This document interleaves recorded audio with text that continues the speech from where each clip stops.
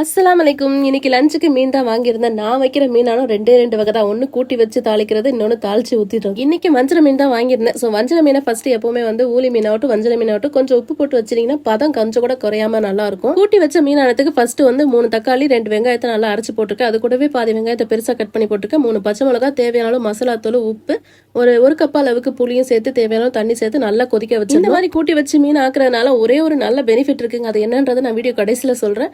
கூடவே பொரியலுக்காக வெண்டைக்காய் தான் பொரிச்சிருந்தேன். மீனானத்துக்கு வெண்டைக்காய் பொரியல் செம்ம காம்பினேஷன் சூப்பரா இருக்கும். எனக்கு வராத வேலைனாலே அது தேங்காய் திருவுறது தாங்க. நான் தேங்காய் திருவிழா தூக்கி போட்டு எத்தனையோ வருஷம் ஆகி போச்சு. ஆனா இந்த கைப்பிடி வச்சு தேங்காய் திருவிழா சூப்பரா திருவ முடியுது. கால் முடி தேங்காய்னாலும் ஈஸியா திருவிட்டு மீனானத்துல மாங்காவை போடணும்னா அந்த மாங்காவை என் பிள்ளைங்கள்ட்ட இருந்து பாதுகாக்கிறது எனக்கு பெரிய வேலையா இருக்கும். அப்படித்தான் இன்னைக்கு எப்படியோ காப்பாத்தி மீனானத்துல மாங்காவை போட்டு முடிச்சுட்டேன். மீனானத்துல மாங்காவை போட்டு ஒரு 5 நிமிஷத்துல ஸ்டவ் ஆஃப் பண்ணாதான் மாங்காய் கிடைக்கும். இல்லாட்டா மாங்காவும் மீனானமும் ஒன்னா போயிடவே மீன் பொரிச்சு எடுத்துட்டு அந்த எண்ணெயில நான் தாளிச்சு ஊத்திட்டேன். மீன் பொரிச்ச எண்ணெய் வேஸ்ட் பண்ணாம செஞ்சதுனால கூட்டி வச்சு ஆக்குற மீனானத்துல இது ஒண்ணுதாங்க பெனிஃபிட். எண்ணெயும் வேஸ்ட் ஆகாம ஆச்சு, மீனானமும் ரெடி ஆச்சு.